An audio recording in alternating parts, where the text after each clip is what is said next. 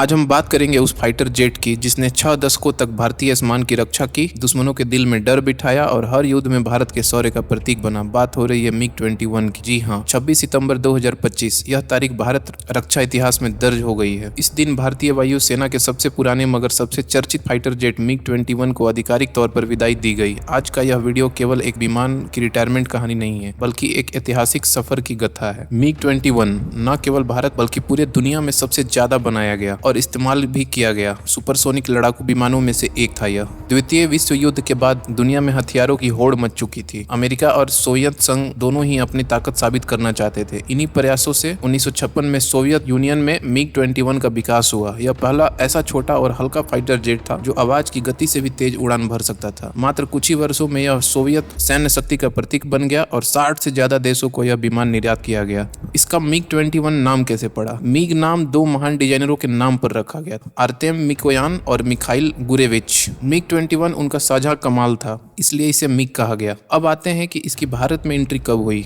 तो देखिए, साल 1962 में चीन से युद्ध के दौरान हमारे पास आधुनिक फाइटर जेट्स की गंभीर कमी महसूस हुई। पाकिस्तान को अमेरिका से उन्नत F-104 स्टार फाइटर्स मिलने लगे थे और भारत पिछड़ सकता था। तब सोवियत संघ ने भारत को एक बेहतरीन विकल्प दिया, MiG-21। 1963 में भारत को पहली बार MiG-21 का बेड़ा मिला। इसके साथ ही भारतीय वायुसेना का पहला सुपरसोनिक फाइटर स्क्वाड्रन नंबर 28 तैयार हुआ।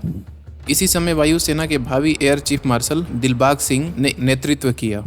भारत के लिए MiG-21 केवल एक विमान नहीं बल्कि युद्ध के मैदान में निर्णायक हथियार साबित हुआ। 1965 का युद्ध पाकिस्तान के साथ संघर्ष में MiG-21 ने पहली बार दुश्मनों को अपनी असली ताकत दिखाई। 1971 का बांग्लादेश मुक्ति संग्राम, यह विमान निर्णायक साबित हुआ। पाकिस्तानी सेना को पीछे धकेलने और ढाका पर दबाव बनाने में MiG-21 की बड़ी भूमिका रही। परिणाम स्वरूप पाकिस्तान को 93,000 सैनिकों के साथ आत्मसमर्पण करना पड़ा। कारगिल युद्ध 1999, MiG-21 की नियंत्रण रेखा के कठिन इलाकों पर बमबारी करते हुए भारतीय सेना की मदद की। बालाकोट एयर स्ट्राइक 2019 आज भी लोगों की यादों में ताजा है, जब वी कमांडर अभिनंदन ने इसी MiG-21 बाइसन को उड़ाकर पाकिस्तान के AF-16 को मार गिराया था। यानी MiG-21 ने युद्ध से लेकर एयर डिफेंस तक हर भूमिका बखूबी निभाई है। इतिहास में MiG-21 इतना ज्यादा शक्तिशाली साबित हुआ कि अमेरिका और इजराइल इसकी तकनीक हासिल करने के लिए हर हद तक उतर आए। 1960 के दशक में इराक को भी MiG-21 दिए गए थे। इजराइल की खुफिया एजेंसी मोसाद ने इन्हें किसी भी हाल में पाने का ऑपरेशन चलाया, जिसका नाम था ऑपरेशन डायमंड। 1966 में आखिरकार मुनीर रेडफा नामक इराकी पायलट ने विमान हाईजैक कर इजराइल पहुंचा दिया। वहां अमेरिका और इजराइल ने MiG-21 की तकनीक का खजाना खोल दिया। भारत ने इसे केवल खरीदा ही नहीं बल्कि अपग्रेड भी की। सबसे उन्नत वेरिएंट था MiG-21 बाइसन, जिसका आधुनिक मिसाइल और एवियोनिक्स सिस्टम के साथ अपडेट किया गया। यही बाइसन वेरिएंट बालाकोट हमले में AF-16 को हराने में कामयाब हुआ। यानी असली ताकत केवल उम्र में नहीं बल्कि अपडेट रहने में होती। MiG-21 जहां शौर्य गाथा का प्रतीक बना, वहीं इसकी आलोचना भी हुई। इसे फ्लाइंग कॉफिन यानी उड़ता ताबूत कहा गया। भारत के पास कुल 840 MiG-21 रहे, जिनमें से आधे से ज्यादा हादसों में नष्ट हो। 200 से ज्यादा पायलट और दर्जनों ग्रामीण इन क्रैशेज में मारे गए। 2010 से 2013 के बीच लगातार कई हादसों ने इस छवि को और मजबूत कर दिया। आखिरकार 2022 में भारत सरकार ने इसका रिटायरमेंट शेड्यूल तय कर दिया। 26 सितंबर 2025 को चंडीगढ़ एयरबेस में एक विशेष समारोह आयोजित किया गया। सूर्य किरण टीम ने एयरबेस शो किया, वाटर कैनन सलामी दी गई। इसके बाद आखिरी उड़ान भरकर इसे आधिकारिक तौर पर रिटायर किया गया। अब भारतीय वायुसेना के संग्रहालयों में, वार मेमोरियल्स और इंजीनियरिंग कॉलेजों में MiG-21 को प्रदर्शित किया जाएगा। MiG-21 की जगह अब आएगा पूरी तरह से भारत द्वारा विकसित तेजस मार्क 1A। केंद्र सरकार ने 62,370 करोड़ रुपए की डील हिंदुस्तान एरोनॉटिक्स लिमिटेड को दी है। इससे 97 तेजस भारतीय वायुसेना को मिलेंगे। इससे पहले 83 तेजस का ऑर्डर 2021 में दिया जा चुका था। तेजस चौथी पीढ़ी का फाइटर जेट है, लेकिन इसमें आधुनिक रडार, हवा में ईंधन भरने की क्षमता और ज्यादा दूरी तक उड़ने की ताकत है। भारत का अगला लक्ष्य है खुद का 5th जनरेशन फाइटर जेट बनाना, जिस पर DRDO, हिंदुस्तान एरोनॉटिक्स लिमिटेड और प्राइवेट कंपनियां काम कर रही हैं। MiG-21 सिर्फ एक विमान नहीं बल्कि एक एरा था। इसने भारत को सुपर पावर देशों की दौड़ में शामिल किया। हर युद्ध में निर्णायक सबूत दिया कि भारत की वायुसेना कभी पीछे नहीं हटेगी और 62 साल तक लगातार सेवा देने वाले इस फाइटर जेट को हमेशा भारत का आकाश रक्षक कहा जाएगा। दोस्तों, MiG-21 हमारी अतीत की ताकत, हमारी वीरता और दृढ़ संकल्प का प्रतीक है। आज यह विमान भले ही रिटायर हो गया है, लेकिन इसके किस्से हमेशा जीवित रहेंगे। आज का सवाल आपसे है, आपके विचार में MiG-21 की सबसे बड़ी उपलब्धि कौन सी रही है? 1971 का युद्ध, कारगिल या 2019 का बालाकोट स्ट्राइक? नीचे कमेंट में बताइए। वीडियो अच्छा लगा हो तो इसे शेयर करें और चैनल को सब्सक्राइब करना ना भूलें। धन्यवाद और जय हिंद।